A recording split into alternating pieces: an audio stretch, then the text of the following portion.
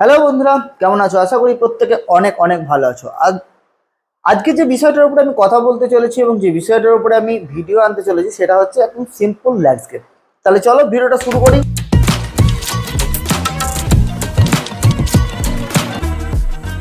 Welcome to my channel motivational art and teaching থেকে আমি অনিরুদ্ধ। ঠিক আছে, আজকে যে বিষয়টার উপরে আমি কথা বলবো এবং যে বিষয়টার উপরে আমি আজ ছবি আঁকবো সেটা বিগিনার্সদের কাছে হয়তো একটু কঠিন লাগতে পারে, কিন্তু বিগিনার্সদের কাছ থেকে যদি একটু আপার দিকে যাও তাহলে তাদের কাছে এটা সহজ লাগবে।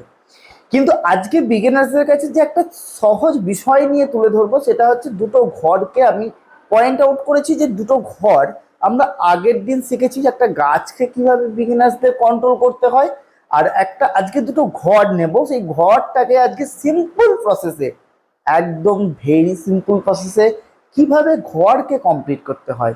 আজকে লাইট অ্যান্ড শ্যাডো, তোমরা থাম্বনেলে দেখেছো যে লাইট অ্যান্ড শ্যাডোর উপরেই যথেষ্ট কাজ করা আছে, আর কিচ্ছু কাজ করা নেই। জাস্ট 8 মিনিটের একটা ভিডিও। হ্যাঁ, এটা তোমার বলতেই পারো এটা খুবই শর্ট একটা ভিডিও, কিন্তু এর মধ্যে বুঝে যাবে এবং কথাগুলো শুনলে আরো বুঝে যাবে যে তোমরা কিভাবে জিনিসগুলো থেকে গ্রো করতে পারবে। দেখো, কালারকে নিয়ে ভাবার আগে আগে আমাদেরকে ভাবতে হবে লাইট অ্যান্ড শেডকে নিয়ে, ভ্যালুসকে নিয়ে, এবং যে আলো আর ছায়া, এই দুটো জিনিসকে নিয়ে ভাবতে হবে। প্রথমেই আমাদের বিগিনার্সদের মাথায় একটা কি আসে না, কালারের কথাটা চিন্তা ভাবনাটা আসে, কিন্তু আলো ছায়ার কথাটা কিন্তু চিন্তা ভাবনা আসে না। তা আজকে আমরা দেখব যে কিভাবে আলো ছায়ার মাধ্যমেও আমরা জিনিসটাকে সুন্দর করতে পারি। তাহলে চলো ভিডিওটা শুরু করি। আর এভাবে যদি আমাদের চ্যানেল ভালো লাগে, চ্যানেলটাকে সাবস্ক্রাইব করে পাশে থেকো। দেখো, প্রথমেই আমি যেটা নিয়েছি, আগে একটু আকাশটাকে জলে করে ভিজিয়ে নিয়েছি এই মোটা ব্রাশে, তারপরে আমি জাস্ট অল্প একটু সেলুলার ব্লুকে নিয়ে আকাশটাকে ফ্ল্যাট একটা টোনে আমি দিয়েছি। কারণ আমি প্রথমেই বলেছি যে আজকে বেশি কিছু কাজ করবো না, আমি ঘরের ওপরে ফোকাস করবো। তা আমি দেখো পেছনে যে ঝোড়ঝাড়টা একটু করবো, কিন্তু ওখানটাতে যে খুবই একটা কালার এবং খুবই যে জাঁকজমক সেটা আমি কিন্তু করবো না।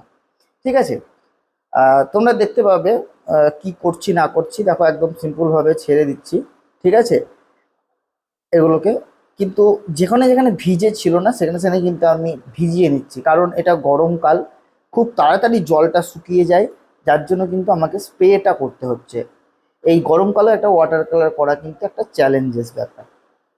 তোমরা বুঝতে পারবে যখন খাতায় ওয়াটার কালার করতে যাবে পেজে, তখন দেবে খুব তাড়াতাড়ি শুকিয়ে যাবে।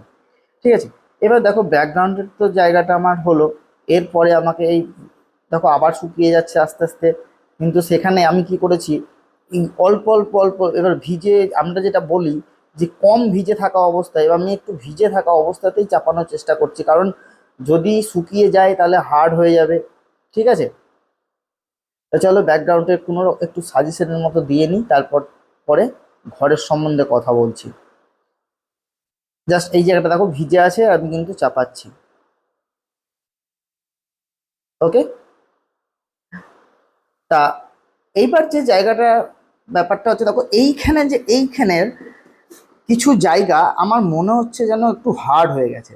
ঠিক আছে, তা হার্ড হয়ে গেলে আমরা কি করব, আমরা পরবর্তীকালে এটাকে ওয়াশ করে দিতে পারি। ঠিক আছে, শুকিয়ে যাওয়ার পরে, এখন কিন্তু নয়। আমার এখানে মনে হচ্ছে কোথাও কোথাও হার্ড হয়ে গেছে, আমি এটা পরবর্তীকালে ওয়াশ করে দিলে এটা শুকিয়ে যাবে। ঠিক আছে, দেখো এইবার যে জায়গাটা এসে আমি আমার ঘরের জায়গাটা, মেন জায়গাটা, সেই জায়গাটা কিন্তু আমি দুটো কালারকে ইউজ করেছি, একটা লাইট আর একটা কি ম্যাজেন্টার কালারকে আমি ইউজ করেছি। এখানে লাইট অ্যান্ড শ্যাডো, দেখো আমি একটা হালকা কালার, একবার লাইট, একবার হালকা কালার, একবার ডার্ক কালারের মধ্যে কিন্তু জিনিসটাকে রাখার চেষ্টা করছি। এটাকে ব্রাউন সাইনার সঙ্গে সামান্য পরিমাণে একটু ইয়েলো, এই ইন্ডিয়ান ইয়েলোকে নিয়েছি, তারপরে এই কালারটা কিন্তু এসেছে। ঠিক আছে, এই যে দেখো, এরপরে ম্যাজেন্টাকে একটু নিলাম জিনিসটাকে আর একটু লালচে ভাব করার জন্য। এই যে ফার্স্ট টোনটা চাপাচ্ছি, এই ফার্স্ট টোনটা কিন্তু এই জায়গাটা কিন্তু অন্ধকার হবে। তা বলে কি ডাইরেক্ট কি আমি অন্ধকার করে দেবো, ডাইরেক্ট কি আমি ডার্ক কালারকে চাপাবো, তা নয়। আমাকে ডার্ক কালারে আসতে গেলে আমাকে খুব ধীরে ধীরে আসতে হবে। প্রথমে লাইট কালারের মাধ্যমেই আমাকে ডার্ক কালারে ঢুকতে হবে। হট করে আমাকে ডার্ক কালারে কিন্তু আসা যাবে না। আমি প্রত্যেকটা ভিডিওতেই বলি। দেখো এই সামনের জায়গাটা কিছুটা আমি ঘাসের মতো স্ট্রাকচার দিয়ে রেখে দিলাম, বাস। এই যে জায়গাটা দেখো, যেখানে যেখানে অন্ধকারের জায়গা আছে সেখানে সেখানে কিন্তু আমি এই কালারগুলোকে ইউজ করছি। ব্রাউন সঙ্গে একটু ডার্ক ভায়োলেট, আর তার সঙ্গে একটু স্কারলেট। দেখো পেছনটা আমি কিন্তু উল্টো করে, ছবিটাকে একটু উল্টো করে, আমার ক্যামেরাটা অফ হয়ে গেছে আমি বুঝতে পারিনি, উল্টো করে একটু ওয়াশ করে দিলেই কিন্তু এই জিনিসটা সফটনেসটা হয়ে যায়। তোমাদেরও যখন মনে হবে যে কোনো ছবিতে হার্ড হয়ে যাচ্ছে, তখন তোমরা কি করবে, ছবিটাকে উল্টো করে ধরবে, ধরে তারপর ওয়াশ করে দেবে। স্প্রে নেবে, স্প্রে নিয়ে কিন্তু ওয়াশ করে দেবে। দেখো আমি ঘরে এগুলোতে জাস্ট মার্কিং করছি, জাস্ট চালের কেবল শ্যাডো এই দাগগুলোকে দিচ্ছি, বেশি কিছুতে যাব না। জাস্ট আমি এবার কি করে দিলাম, ডার্ক, লাইট অ্যান্ড ডার্ককে আমি কিন্তু দিয়ে দিলাম। এই জায়গাটা তোমাদেরকে ভালো করে ভাবতে হবে যে আমাকে শুধু ডার্ক আর লাইট এই দুটো জিনিসকে নিয়েই আমাকে কিন্তু খেলা করতে হবে। কারণ প্রত্যেকটা প্রত্যেকটা কালার, ওয়াটার কালার কেন, যে কোনো মিডিয়ামেই তুমি করো না কেন, সেটা পেন্সিল হোক, তুমি অ্যাক্রিলিক হোক, ওয়াটার কালার হোক, যে কোনো মিডিয়ামেই হোক না কেন, সেখানে লাইট অ্যান্ড শ্যাডোর মানটা, লাইট অ্যান্ড শ্যাডোটাকে যদি তুমি ঠিক রাখতে পারো, তোমার ছবিটা কিন্তু ঠিক বেরিয়ে আসবে। এটা বিগিনার্সদের কাছে এইটা বোঝাটা খুব মুশকিল হয়ে যায় যে কোথায় আমি লাইট অ্যান্ড ডার্ক দেবো, কোথায় লাইট অ্যান্ড ডার্ককে আমি অ্যাপ্লাই করবো, আর ঠিক মতো ওটাকেই অ্যাপ্লাই না করতে পারাতে তাদের ছবিগুলো কিন্তু ডাল হয়ে যায়। তো তোমাদের কাছে আমি আবারও রিকোয়েস্ট করছি চ্যানেলটিকে একটা সাবস্ক্রাইব করতে, কারণ এখনও 80% লোক, 80% ছেলে মেয়ে আমার চ্যানেলের সাবস্ক্রাইবার হওনি। চ্যানেলটিকে সাবস্ক্রাইব করে আমাদের পরিবারের সঙ্গে যুক্ত হয়ে থাকতে, এবং অনেক ভিডিও এরকম আসবে। তোমাদের সাবস্ক্রাইব করতে কিছুই লাগে না, কিন্তু তোমাদের সাবস্ক্রাইব আমাদের অনেক কাজে দেয়, অনেক গুরুত্বপূর্ণ। এই কথাটাই আমি বলবো, এবং বারবার এটাই আমি রিকোয়েস্ট করি প্রত্যেকটা ভিডিওতে।